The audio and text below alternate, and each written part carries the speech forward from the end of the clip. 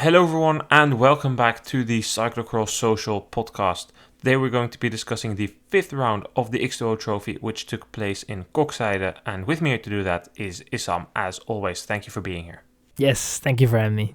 Koksijde, special race, classic, first of its kind, still basically the only one with that much sand in the course. Issam, I always think back to 2012 Worlds here.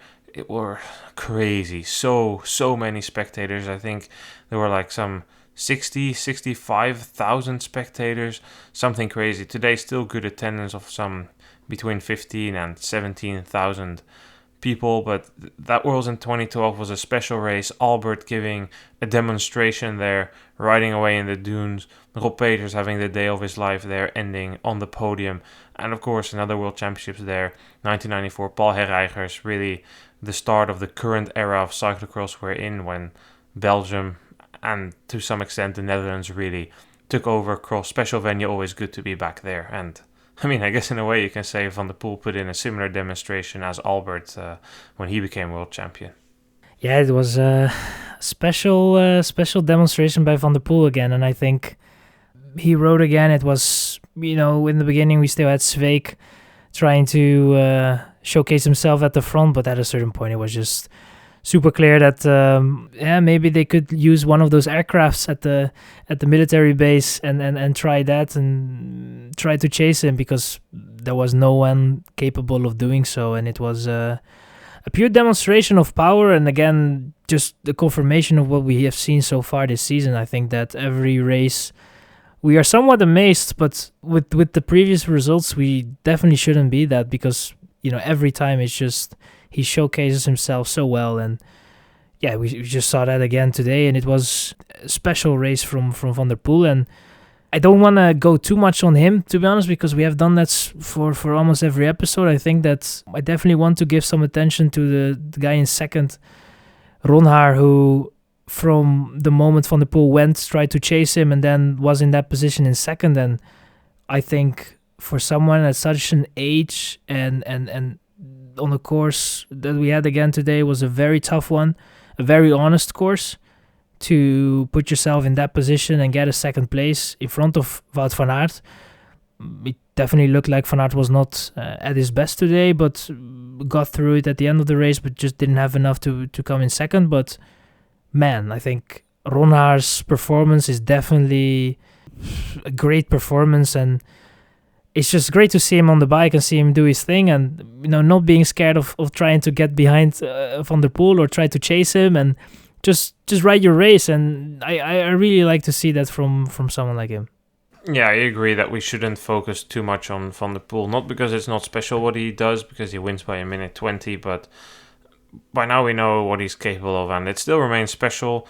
But yeah, just in summary, the race was Van der Poel had the best start, relaxed for I think a lap and a half, and then placed one attack. Maybe it was a bit earlier even. It was maybe already at the end of the first lap when he overtook Sveek and just powered away. But yeah, in that second part of the race, Ronhaar really put in a good performance. His team manager Sven Nys had given him the instructions to not try and follow Van der Poel, but he tried to bridge in the second and third lap, stayed relatively close on 15 seconds, but ultimately it was no match, and that's no shame. But yeah, very, very good ride by Ronhaar, and I must say it's pretty impressive, because it's a sand course. We know what he's capable of in the mud, but he's definitely made a big step. He's becoming a very versatile rider, and that's the question: what happens with a rider? Do they stay relatively one-dimensional, which I think we can say Laurens Sveek is. He does well on the fast courses, or if there's sand. But if you look at Ronhaar, he is developing into not somebody who's only good in the mud. We saw that he was good in the mud at his first World Cup podium 2 seasons ago in Besançon, but now he's showing that he can do it pretty much on any course, in any circumstance. He's second here in Koksijde. Yes, there was mud, but a lot of sand. On muddy courses like Dublin, he does very well. Dendermonde, both wins this season. But on a fast course like Waterloo, he's also up there. So it's an interesting question, Issam, the ceiling of Ronhaar. Where do you think that is. He's an investment from the past, made that transfer from Pauwelsauze to Baloise. This season he's jockeying it up there with the best full-time crossers. Might even be a case to make that he and Elisabeth are the two best ones of the entire season. Where do you think his ceiling is? Do you think that he is a rider that can make the step to the level of a potential future elite world champion with Mathieu van der Poel there, without Mathieu van der Poel there? That's, at the end of the day, the benchmark, because Nijs, when he performed, immediately got compared, he will be the challenger of the big three. Elisabeth has had that a couple of seasons. What do you think we can expect from Ronhaar in the future? It's always hard to say, but if you look at how he has been racing for the last couple of races, and as you said, it's not someone that is only good on a particular type of course. It's he's somewhat a multi-dimensional rider, and I personally think that he could become one of the best cyclocross riders in the future. And it's always difficult to say that, but if you just look at the results at the moment and how he's racing, it's very good. And I think that there is still some room of getting better. And don't be surprised that obviously this season that we might see a setback somewhere at the end of the season, maybe that his world championships is not going to be amazing, because it's difficult to hold this form up until Tabor. And obviously there are some guys that I see potentially kind of sandbagging. I'm not saying that they are, but they obviously know that there is also a podium spot in Tabor, and they might already look at that, and they look at the nationals. And it's a period of the season, of course, where some are on the other trajectory than others. But still, I think that if you look at how he has been showcasing himself on a good day, I think that he is definitely a talent that could fight for titles in the future, and probably will be already doing so with the nationals next week. So, I think for him the sky is the limit. He should just try to focus. He's in very good hands with Baloise Trek Lions and Sven Nys there. I think that he has great guys around him with Joris Nieuwenhuis, with Lars van der Haar, and also a youngster like Thibaut Nys that can really push his limits.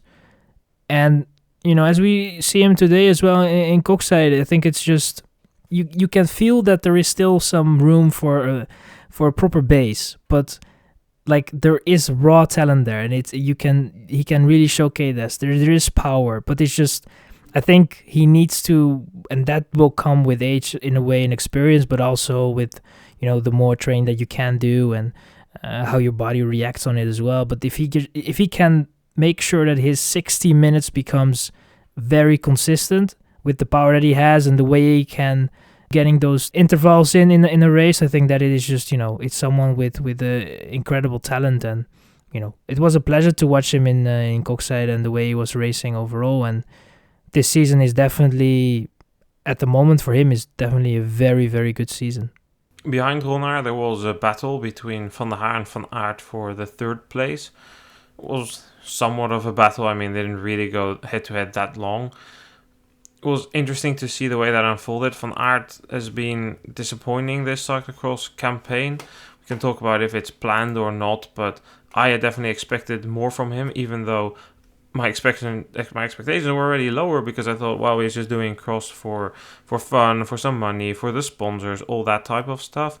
But I'd still expected more from him, because his level in Baal, his level here in Koksijde, I had expected way more from him, considering the fact just of his base level, like his base endurance training. I'd expected that he'd be better as a result of that.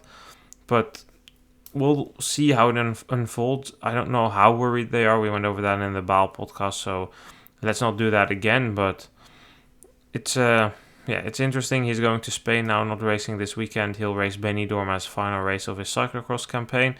Van der Haar rode a good recovery race. He was pretty far down after the start. Fourth is definitely good. And today, 2 minutes down on Van der Poel. So that means that he gets a 3-minute gain on Elisabeth and pretty much secures the X2O Trophy overall win. If we look at the entire top 10, we see top 4 has 3 Dutch riders: Van der Poel, Ronhaar, Van Aert, and Van der Haar. So 3 Dutch riders in there, of course, Van der Poel, Ronhaar, and Van der Haar. Starting to worry the Belgians. They're making more and more comments that they're being beaten by the Dutch every single week. And the second talk there is about the Belgian championships, because places 5 until 12 are filled with Belgians. Gianni Vermeers was 5th ahead of Laurens Sweeck, then Joran Wieseuren. Michael van Toerenhout 8th, Jens Adams 9th, and Niels van der Putten ended 10th, just outside of the top 10 were Hermans and Van der Bos, who complete the row of Belgians. But Belgian Championships is probably the second biggest race of the year in Belgium, Issam. Gianni Vermeers today 5th. What do you think? I think it's a good result, but do you think that we should consider him one of the title favorites for the Belgian Championships? Van Aert isn't racing. Iserbyt has been dehydrated, has had health issues. Sweeck and Van Toerenhout are having bad seasons. Nijs doesn't have it anymore. He ended 20th today. What do you think? Can Gianni Vermeers pull an offset in Molenbeek in a week and a half? No, personally, I don't think so. I think, of course, he has a problem, but I think that he realized that his biggest trophy could become the national championship, and he wants to win that. And I think that if Iserbyt just gets well in time and is in good form at the national championships, and you see it today in Koksijde that there is just, after Van Aert, in terms of Belgium riders, it's not really if he just shows up, Iserbyt, and he shows up in a very good health, I think he's just the main guy, and it's going to be difficult to beat him. But it's encouraging to see some of the roadies, in a way, get in the field and fight it out. I think that for Vermeers was, in my opinion, was a bit of a surprising result. Quinten Hermans showed himself as well at the beginning, but yeah, couldn't really maintain that. If you count out Iserbyt, I think it's an open championship. That has been a while since we entered a Belgian championships with, I think that you could say maybe there are 4 or 5 contenders. I mean, someone that his season has so far been not great, but he tried it today, but there was just not really something behind it with Laurens Sweeck. Who knows what he can do on a day like that. But I think that if you look and specify only on Gianni Vermeers, it was a good outing, but on the course as well, it's not something that I think that Vermeers can really excel in. But a championship stays a championship, so everything is possible, and the racing is totally different from what we see today, because now you have a guy at the front pulling crazy and making it a very hard race, and everyone kind of has to go in that rhythm. Van der Poel is not going to show up most likely at the Belgian National, so that is probably someone that you don't have to count in, and then the pace is probably not going to be the same, and the racing is also going to be probably a little bit different. And always when there is a title on the line and a jersey, the racing gets a little different. So who knows what those guys can bring, and I think it could be a very exciting one. But at the back of my mind, I keep Iserbyt in as in my opinion, as the main favorite if he shows up in very good health and it's just everything is all right. We're a bit in the dark on how serious things were, because the initial report was just dehydrated, and then the second report was that he spent the night in the hospital because of it. But then it was quickly announced that he would be back in Zonhoven without a doubt. So I think Zonhoven will definitely give us an idea where he is, how serious everything is, and just the grand scheme of things. But it would certainly be interesting if Van der Poel shows up at the Belgian Championships. I don't know how many people you would need to bribe for that, but it would certainly give different dynamics without him there. So it will be interesting. It's, a bit worrying, I think, for Sweeck to end 6th here. This is the best course of the season for him. It's just not going his way, and I don't think he'll be able to turn that tide. Van Toerenhout, same for him. It's not looking that great, so we'll give an interesting opportunity to some other riders. So, yeah, we'll just wait and see on how that unfolds next week in Molenbeek. Then let's talk about the women's race. It was back to pre-Christmas period ways there when Van Empel had the fastest start and powered away within the first 2 minutes. She went solo all the race, took victory, adding Koksijde to her already pretty impressive palmarès. Behind her, there was an interesting battle all the way at the end, but for the most time, it was actually pretty set in stone. Brandt looked to end second, had a 20-second lead on Alvarado, but in the final lap, Alvarado made a huge push. She closed some 20-25 seconds on Brandt, And Brandt totally didn't expect that. She was pretty surprised that she still needed to sprint for that second place, but she won that sprint. So the podium was Van Empel, Brandt, Alvarado. Issam, we've talked thoroughly about confidence of Van Empel. She crashed in Baal, she crashed before. She has some stitches in her knee after that crash in Baal. Today it didn't seem that bad, but at the same time, Van Empel, we know she's a great rider in the sand. And this course, to me, even despite everything that we've talked about before about her confidence level, I still expected her to take the win. In Baal, we got the confirmation that physically she was okay. She was physically well today. She did super well. She won the race. Not much more to say about that, really. It was just smooth and, yeah. The confidence didn't really seem to be an issue also because it wasn't really tested on this course. It's not the most technical course, and I think that from just the moment the women started, Van Empel was had a game plan, and the game plan was to go and give it her all and try to break away and not get in a battle with Brandt and Alvarado. And the course definitely gives you the room to do so, and she was going quite well and strongly through the sand, and overall in the course was also getting her laps in and going at it and not making huge mistakes. I think the only mistake that she really made was that that moment where she tried to get back on her bike with the bike change and wasn't really successful in that and fell on her knees. But other than that, it was all, I think, a race where she was in total control and showcased that in terms of how her condition is and how her form is, it is on the good side.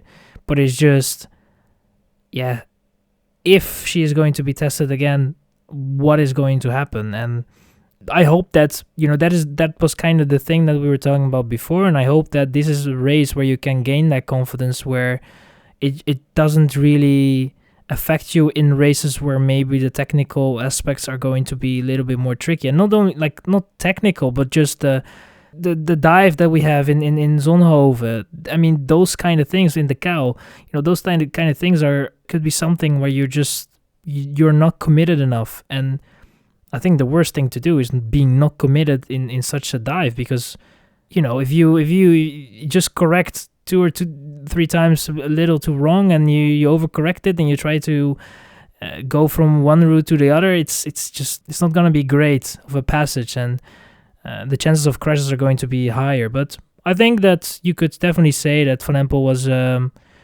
gained that confidence a little bit back, and I hope that she can maintain that. That's just for her now the main scenario, and the form looks good, so we'll see what that form will bring when Pietersen returns, I think. Yeah, definitely, and Pietersen is returning in Zonhoven this weekend. Last year, Van Empel ate sand in that downhill, and then she crashed in the off-camber downhill another time. That was not a good race for her, so it will definitely be a race where her confidence will be tested a bit more. I think what we can also conclude is that for Brandt and to a lesser extent Alvarado, the amount of races they've done this season is starting to weigh through. They didn't seem as fresh or as strong.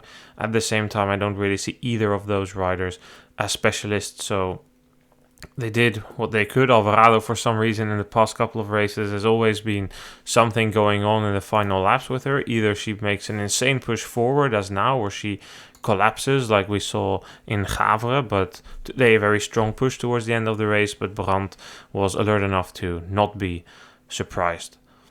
If we look at the entire top 10, Issam, we see that behind the Dutch top 3 of Van Empel, Brandt and Alvarado, we find Verdonschot, stand specialist, good result by her. Sanne Kant ended 5th ahead of Denise Betsma, 7th for Annemarie Worst, 8th for Isabella Holmgren, 9th for Julie Brouwer, and 10th for Alessandra Keller. Not really the most stacked start field here in Koksijde. A lot of riders resting after last week, preparing for Zonhoven and then Nationals before the final sprint towards Worlds. I do still want to mention Verdonschot Issam. Yes, she's a stand specialist, and yes, with this field, 4th is maybe not as much of an accomplishment as what she's shown before, but still, Verdonschot is having a pretty good season, and in Belgium they're getting somewhat excited that somebody can maybe threaten Sanne Kant from her however many national titles it is. I think she has 14 national titles already, or 12 would be her. I don't know. I've lost count for Sanne Kant how many national championships she's won. I think it would be her 12th or 13th or something crazy like that.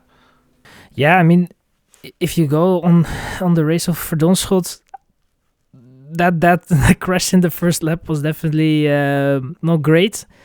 But other than that, it was a course where she could really use the speciality that she has and the way she can go through the sand, and it was a very strong ride. I mean, I think Kant finished 2 minutes behind her or something, so it was not that okay. The field was definitely not the strongest field, but I still think that it was nevertheless a very, very strong performance, and it's going to be interesting. I think that Verdonschot is definitely going to be a lot closer than she was a couple of years ago, and I think that is definitely going to be an interesting play. But we have seen it so far that when Kant has a good day, Kant can definitely deliver, and it looks very good for her, the form. But just today with how it was, the running as well, and it was not really a course where Kant could excel. But I still think that for Kant as well, it was not a bad result. So it looks like it's going to shape up in a battle with those two and not with Ribeirol.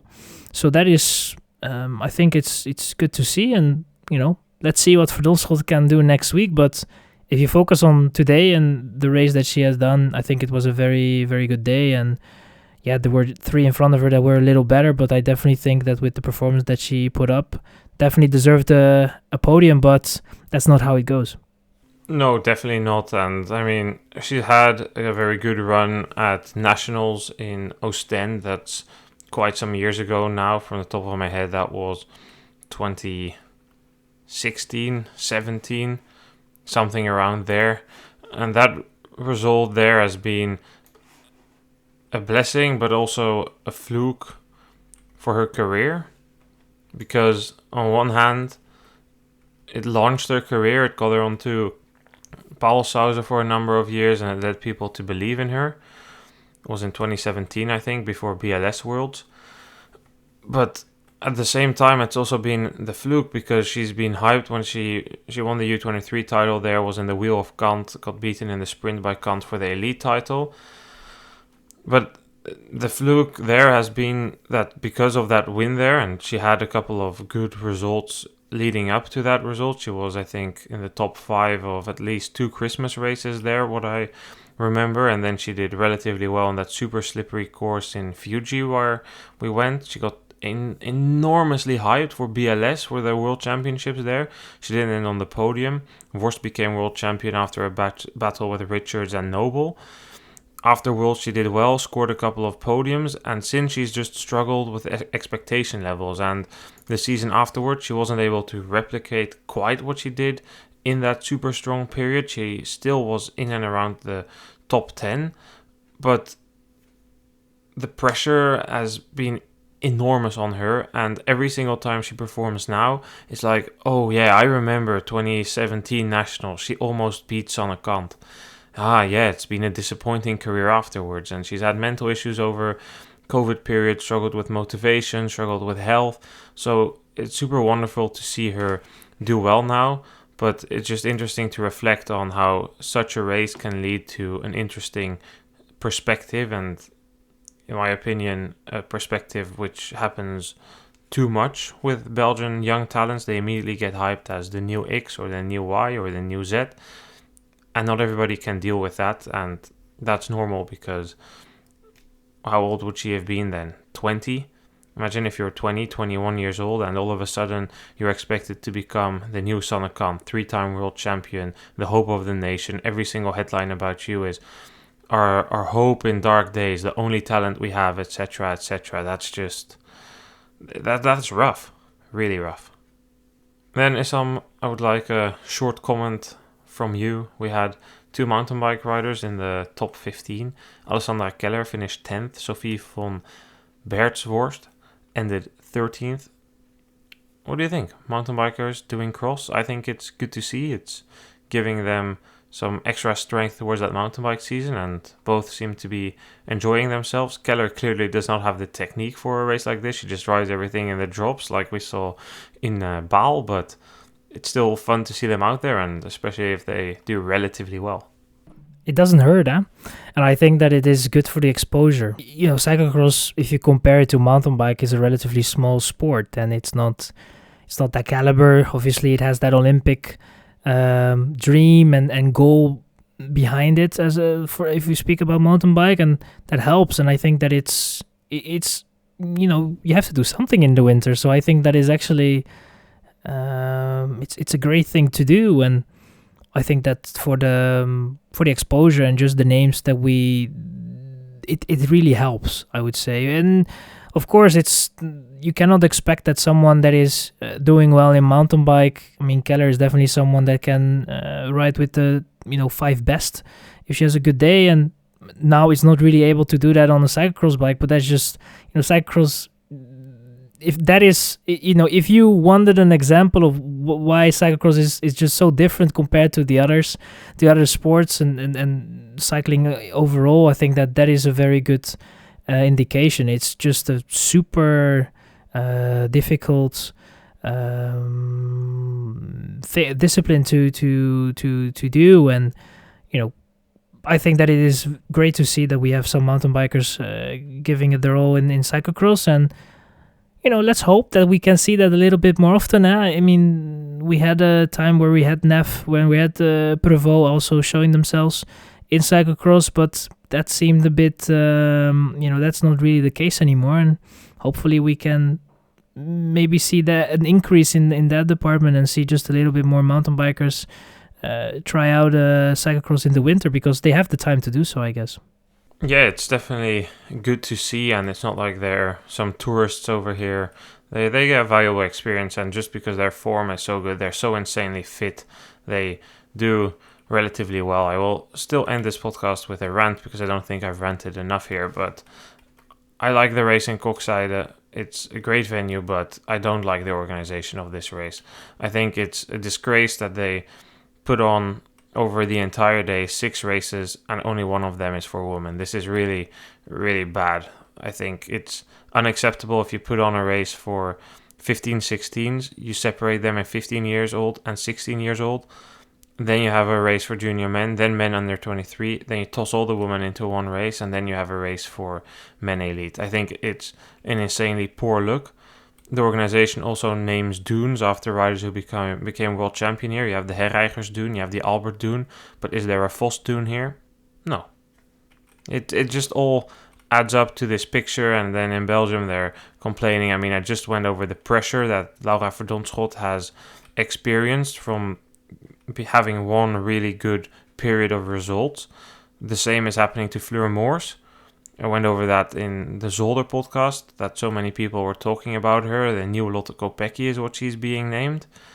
It happens to every rider that does well, and part of it is also just because the races, the people in charge, don't care enough about women's cycling. I know within Cycling Flanders, there's been a change, and they're setting up programs to get more women to race bikes and everything, and that's good, but change also needs to come from organizers like this.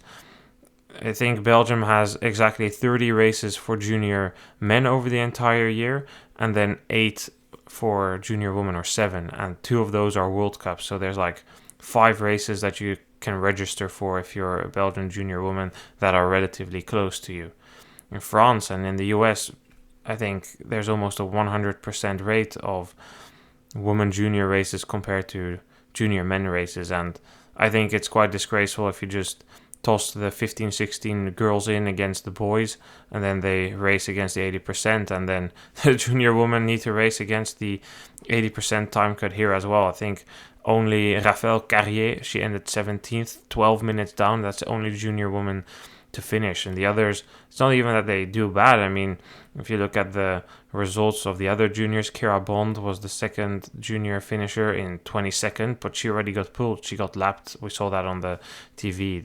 Nico Knoll, 25th. Chanel de Schoesitter, one of the bigger Belgian junior women talents, finishing around 10th position in the World Cups, ended 34th, and she is hyped pretty heavily in the Belgian media, as well as the protege of Jurgen Mettepenningen. So I think it's a poor look. I think what needs to be done is there needs to be a mentality change in the race organizations in Belgium within the federation. But since I don't expect that to happen, my what needs to happen is just that the UCI mandates it. They need to force a change like that, because I quite frankly think this is unacceptable. Oh boy. I think you're right, to be honest, and you mentioned it very well. I think that it is quite a disgrace the way it's going at the moment, and well, let's hope for some change, and hope that they see the light, and try to fix the issue that they have at the moment. But one thing you have to understand with Belgium and the mentality there for sure is that they love it when they win. And mainly if it's on the men's side, and on the women's side it's they realize that they are a little behind, and with a little I think they are a lot behind. And they had an incredible talent with Sanne Kant, and after that there was not much. So now they kind of realize that they need to put a little bit more effort in, but it's still you need a lot more than only some people that know that there needs to be some changes left and right, and it needs to go with the races as well, and the organizers and the categories and all that. So I think you mentioned it very well, and I think that it's important for Belgium to give the right example, because they are, in my opinion, I think the nation where everybody looks up to in terms of cyclocross, and most of the riders want to have those races in Belgium and stay in Belgium or in the Netherlands, and try to have those races and always go to Belgium. And if you don't give them the opportunity with the somewhat great organization that they have alongside, if we don't talk about the categories and stuff, I think that it's important for them to step up and also give the juniors a race. And it's a mentality thing and a tradition, and they have to step over that. And I think with time it will happen, but it needs to happen a little bit sooner rather than later. And so I think that is great that you mentioned it, and very good shout. Yeah, 5 races is the exact number of free to enter races for Belgian juniors in Belgium, and that's just not enough. Also interesting that almost every of the races that are organizing a race for junior women, Belgian national championships, it's mandated, but the other ones are Maasmechelen, Dendermonde, Gullegem and Zonhoven. I applaud Gullegem. They put on a packed day of races. They even do races in the morning for people who have some sort of disability. Zonhoven, Dendermonde and Maasmechelen, all Flanders Classics associated crosses.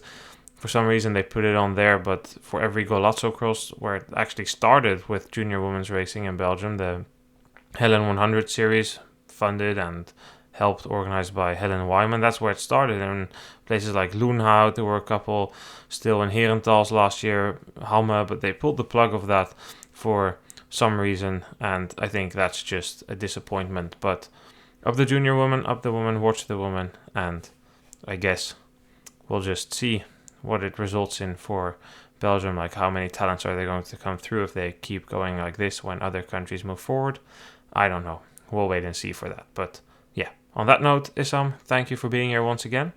Yes, it was a pleasure. Thank you for having me. One more podcast coming up this Christmas period. We'll finish off the block strong with the Zonhoven on Sunday. Thanks everyone for listening. Catch you guys Sunday. Goodbye.